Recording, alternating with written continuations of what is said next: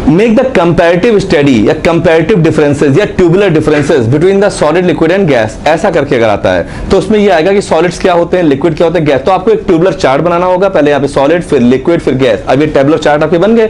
अब इसमें क्या हुआ, सॉलिड्स के बारे में आप कहोगे कि they are having definite shape and definite volume, बिल्कुल सही बात है, उनका एक निश्चित आकार होता है, निश्चित आयतन होता है, definite shape and definite volume. जब लिक्विड की बात आती है तो they are having definite volume but indefinite shape. जब बात गैस की आती है, they are having neither definite shape nor volume, ना तो उनका शेप ही प्रॉपर होता है ना ही वॉल्यूम होता है। फिर हम बात करते हैं इंटरमॉलिक्यूलर फोर्स ऑफ अट्रैक्शन, यानी दो मॉलिक्यूल के बीच में लगने वाला जो फोर्स है, इसी को हम लोग कहते हैं इंटरमॉलिक्यूलर फोर्स ऑफ अट्रैक्शन। तो इंटरमॉलिक्यूलर फोर्स ऑफ अट्रैक्शन ज्यादा किसके बीच में होता है, बिटवीन द सॉलिड्स।